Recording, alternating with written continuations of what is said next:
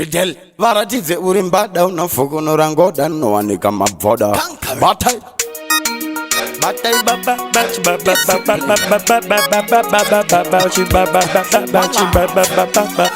chacho dini munhu bandoimba ndiri kutsvaga kurarama vamwe voda kuona ndichichema asi Mwari vanoziva kapandichatsika chandichaita futi chandichabveka chandatya nepa ndicharora funge pandichaenda nepa ndichafara funge nezvandichasiya futi ndikanzi ndadziya nyangwe ndichinja magiya Mwari varipo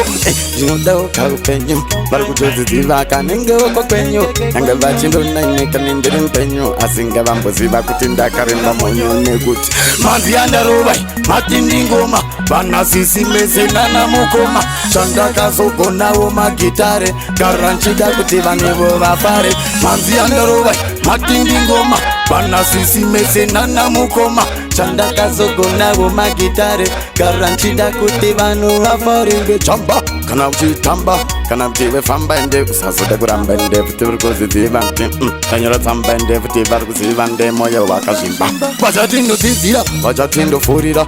vandibira hanzi vandityira ende futi vari kufamba chida kunondizura asi Mwari vanoziva zvavakandisikira manje ndiri kuziva varipo futi vakati yamariva ende nomoikandirova kuita ngeruva ndo ndichadiritsira nyangwe vachida futi kutondibiridzira nekutini manzi yandarovai matindi ngoma vanasisi mese nana mukoma chandakazogonawo magitare chandoda ini kuti vanhu vafare ndi manzi yandarovai matindi ngoma vaudze matindi ngoma nasisi mese futi namukoma ndatitanga futi kawambozvitoma akuna aiva akuna manzi inotambika zvakadai ndati hakuna aiva hakuna akamborova manzi inotambika kudai ndikati batai baanchibatike ndikati imbai apacha imbika ndikati farai vangwe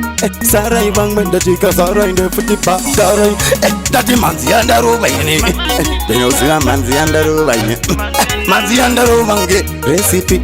ameno vashayanda benepi baudze Fidel ndinenge katel tabata vanhu fotektodarika maheu ende futi vari kuziva ndatakwa vanhu kutopfuura chateu baudze ndirimwe mbeu ende futi ndikati dizeti big up jet ende futi kune mastraight ende apadiwe kana iyo kadibeti poskaya vaudze ndavaya mangoma chanaya momoyo chavabaya ndauraya chada futi kundiroyende Man, I do like on television. Already.